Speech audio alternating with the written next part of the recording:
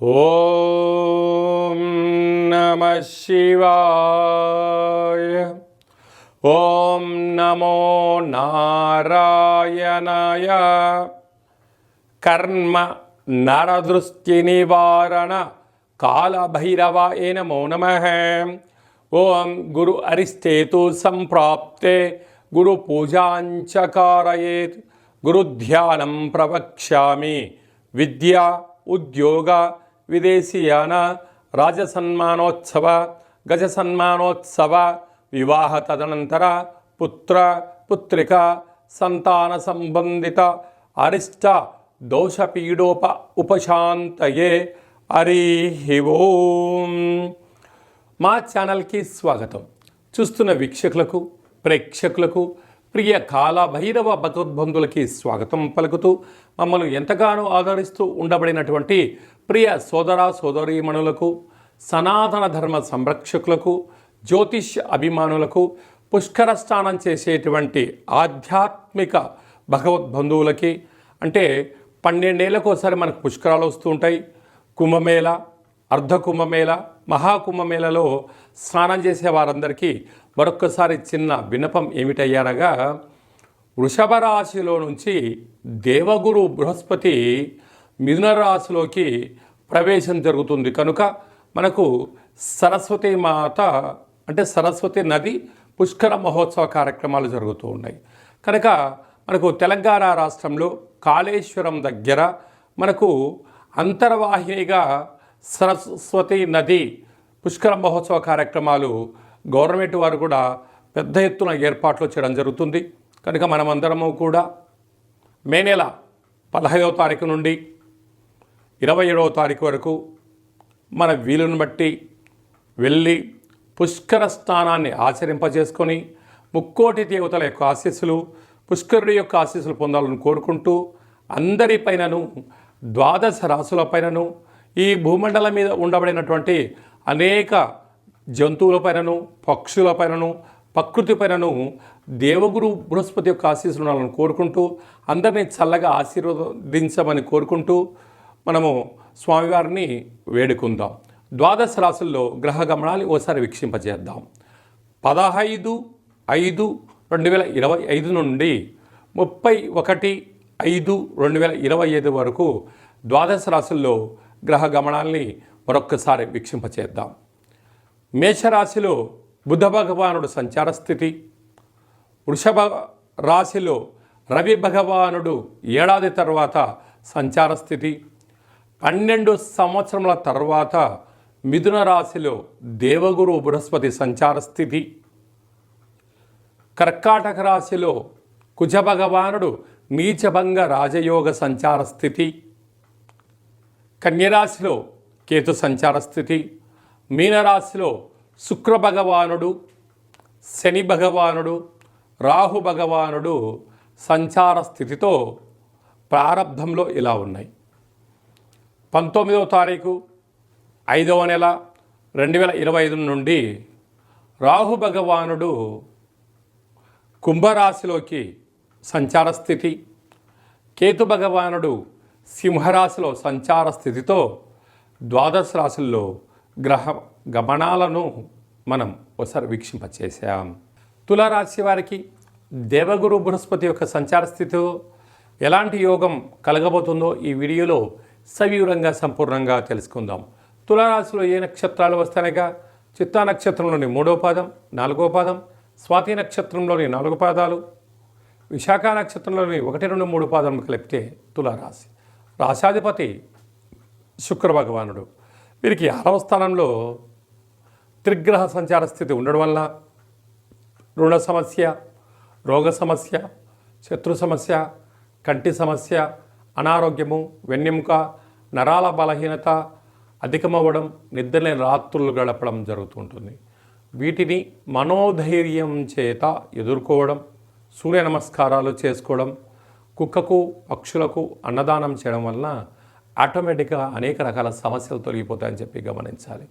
సప్తమంలో బుధ సంచార స్థితి ఉండడం వల్ల మీ బుద్ధి, మీ సత్ప్రవర్తన, మీ జ్ఞానమే మిమ్మల్ని ప్రమోషన్స్ తీసుకొచ్చే అవకాశాలు చాలా అధికంగా ఉన్నాయి.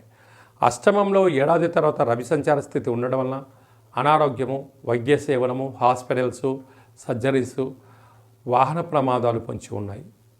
తస్మాత్ జాగ్రత్త. అష్టమి తిథి ఎందున, అమావాస్య తిథి ఎందున దూరావాయు జల ప్రయాణాలు పెట్టుకోవద్దు. గృహంలో కుష్మాణ దీపాన్ని పెట్టండి. గ్రహదోషాన్ని తొలగించుకోండి.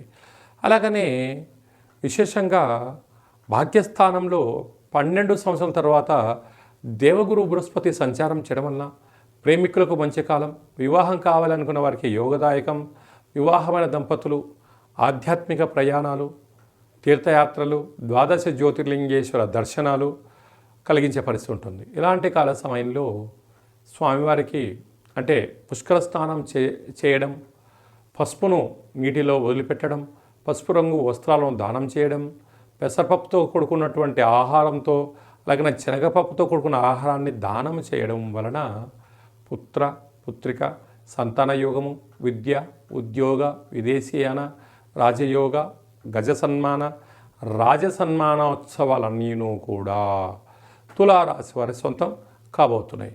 అలాగనే రాజ్యస్థానంలో కుజభగవానుడు ఉండడం వల్ల స్థిరాస్తులు, చరాస్తులు, వాహనాలు, బంగారు ఆభరణాలు, షేర్లు, క్రయ విక్రయ కార్యక్రమాలలో తొందరపాటు నిర్ణయానికి ఇది సరైన సమయం కాదు. వ్యయంలో కేతు సంచార స్థితి ఉండడం వలన చిన్న చిన్న విషయాలకు ఆందోళన చెందవద్దు.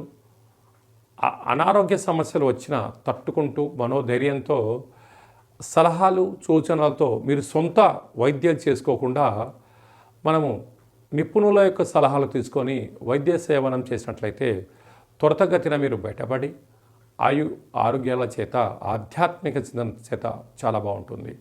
అలాగనే సాఫ్ట్వేర్ ఉద్యోగస్తులు, హార్డ్వేర్ ఉద్యోగస్తులు, వ్యవసాయ సోదరీమణులు, గృహ భవన నిర్మాణ కార్యక్రమం చేసేవారు, మార్కెటింగ్ రంగంలో ఉండబడిన వారు, సినిమా రంగాల్లో ఉండబడిన వారందరికీ గురు యోగ్యత స్నానము, పుష్కర స్నానం అవసరం అని చెప్పి కూడా గుర్తుపెట్టుకోగలగాలి.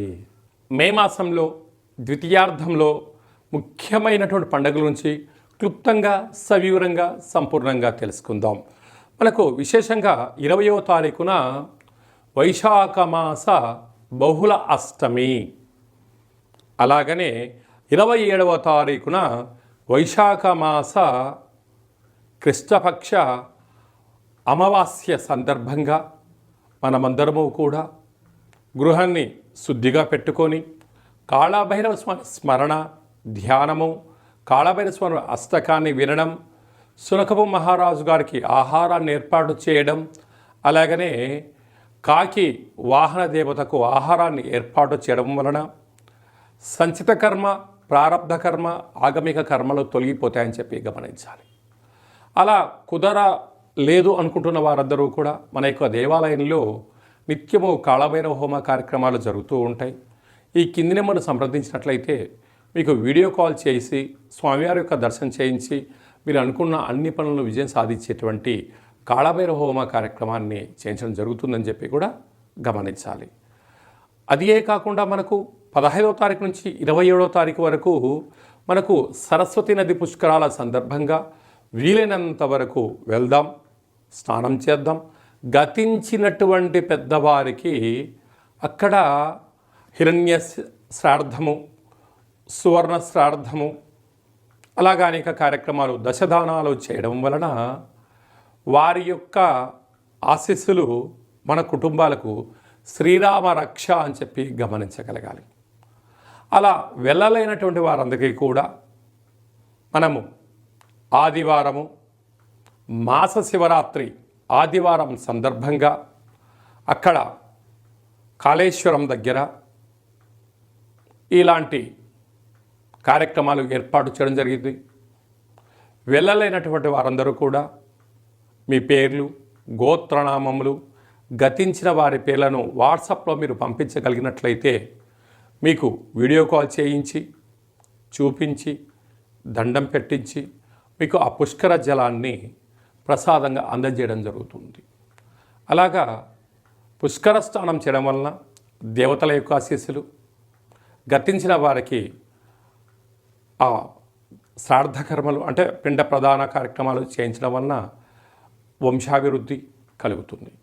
అలాగనే స్మరణ, ధ్యానము, స్నానము వల్ల మనస్సు ప్రశాంతత కలిగి దేవగురు యొక్క ఆశీస్సుల వలన అఖండమైన విద్య, ఉద్యోగ, విదేశీయాన, రాజసన్మాన, రాజకీయ, పుత్రిక సంతాన దోషాలు, పిల్లల యొక్క చదువులు, పిల్లల యొక్క అభివృద్ధి, తల్లిదండ్రుల నుంచి మనకు వచ్చేటువంటి స్థిర చరాస్తులలో ఉండబడిన ఆటంకాలను కూడా తొలగిపోతాయని చెప్పి గమనించాలి. కనుక మనం అందరము కూడా పుష్కర స్నానాన్ని చేద్దాం, ఆచరిద్దాం. సనాతన ధర్మంలో ఉండబడినటువంటి ఆధ్యాత్మిక శక్తిని సంపాదిద్దాం, అఖండ ఆయురారోగ్య శక్తిని పొందాలని కోరుకుందాం. అలాగనే ఇంకనూ మనం విజయం సాధించగలగాలి అన్నట్లయితే యొక్క పాత్ర కంచు పాత్ర అంటారు. అందుకే కంచు మోగినట్టు కనకంబు మోగదు గదరా సుమతి అని చెప్తారు.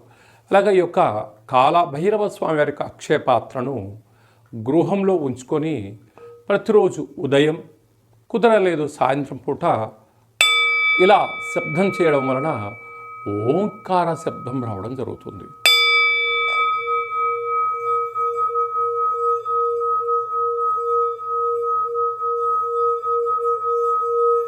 ఈ ఓంకార శబ్దాన్ని సృష్టించడం వలన, వినడం వలన మన మనస్సు ప్రశాంతత ఉండడం, గృహంలో ఉండబడినటువంటి జ్యేష్ఠాదేవి బయటికి వెళ్ళిపోవడం, ఇంట్లో వాస్తుదోషం తొలగిపోవడం, మానవుని శరీరంలో చక్రాలు వికసింపచేయడం, మనం ఏదైతే అనుకుంటున్నామో ఆ పనులు అన్నింటినీ కూడా కాళభైరవ స్వామి ముందుండి నెరవేర్చడం జరుగుతుంది. అలాగా కాళభైరవ స్వామి యొక్క పూజ 20 రకాల వస్తువులతో దిష్టి దించి ఈ అక్షయ పాత్రను అందజేయడం జరుగుతుంది. కనుక మనమందరము కూడా అక్షయ పాత్రను ఇంట్లో ఉంచుకుందాం, అష్ట కష్టాలకు స్వస్తి పలుకుదాం, అష్టైశ్వర్యాలకు స్వాగతం పలుకుదాం. అలాగే మీ వ్యక్తిగత జాతకం తెలుసుకోవాలనుకుంటున్నారా? మీరు పుట్టినటువంటి తేదీ, నెల, సంవత్సరం, సమయం, మీ పేరు రాసి ఆన్లైన్ ద్వారా కానీ ఆఫ్లైన్ ద్వారా కానీ మీరు పంపించగలిగినట్లయితే 100 సంవత్సరాల జాతకాన్ని వ్రాసి పంపించి మీరు పుట్టినప్పుడు గ్రహ గమనాలు ఎలా ఉన్నాయి, ప్రస్తుతం ఎలా ఉంటున్నాయి, రాబోయే కాలంలో ఎలా ఉండబోతున్నాయో సవివరంగా సంపూర్ణంగా తెలియజేయడం కూడా జరుగుతుంది. చాలామందికి డేటా బర్త్లో లేనటువంటి వారికి మీ పేరు యొక్క మొదటి అక్షరాన్ని అనుసరిస్తూ, రాశిని తెలియచేస్తూ, స్థితిగతులను తెలియచేస్తూ, రమణ శాస్త్రం ద్వారా అనగా గవ్వళ ద్వారా కాళభైరవ ఉపాసన చేత భూత, భవిష్యత్, వర్తమానాన్ని తెలియజేయడం జరుగుతుంది. కనుక జాతకాన్ని తెలుసుకుందాం, జీవితంలో రాబోయేటువంటి అడ్డంకులను తొలగించుకుందాం, ఐశ్వర్యాన్ని, ఆనందాన్ని పొందుదాం, అద్భుతమైన యోగాలను మన సొంతం చేసుకుందాం. మన గ్రామ, రాష్ట్ర, దేశ, ప్రపంచ స్థాయి వరకు అందరం ఎదగాలని కోరుకుందాం. కనుక జాతకం తెలుసుకోవాలనుకుంటున్న వారందరూ కూడా అపాయింట్మెంట్ తీసుకొని సంప్రదించగలరు. అలాగా వివాహం కాని వారికి ఎందుకు వివాహం అవ్వడం లేదు, జాతకాలు ఎలాంటి దోషాలు ఉన్నాయి, ఎలాంటి అబ్బాయి ఎలాంటి అమ్మాయిని వివాహం చేసుకోవచ్చు, ఎలాంటి అమ్మాయి ఎలాంటి అబ్బాయిని వివాహం చేసుకోవచ్చో తెలియచేయడం జరుగుతుంది. వివాహం అయినటువంటి దంపతులు తరచుగా చిన్న చిన్న విషయాలకు గొడవపడడం, విడిపోయేంత వరకు తీసుకొస్తూ ఉంటారు. అలా కాకుండా చిన్న చిన్న మార్పుల సలహాలు సూచనల ద్వారా మిమ్మల్ని ఆ పార్వతీ పరమేశ్వరులు ఎలా కలిసి ఉంటారో ఉండేటువంటి ఆధ్యాత్మిక సలహాలు, సూచనలు ఇవ్వడం కూడా జరుగుతుందని చెప్పి గమనించాలి. అందరికీ వైశాఖ మాసంలో ఉండబడినటువంటి బహుళాష్టమి, అమావాస్య, సరస్వతి నది పుష్కర భగవంతుడి యొక్క ఆశీర్వాదం కోరుకుంటూ ఆశీర్వచనం.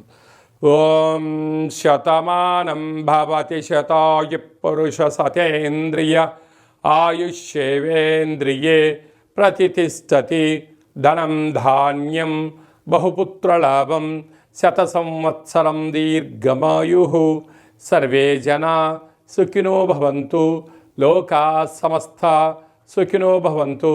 సర్వం సంపూర్ణ కాళభైరవ దేవత, రుద్రదేవత, బృహస్పతి దేవత అనుగ్రహ ప్రసాద సిద్ధిరస్తు తదాస్తు.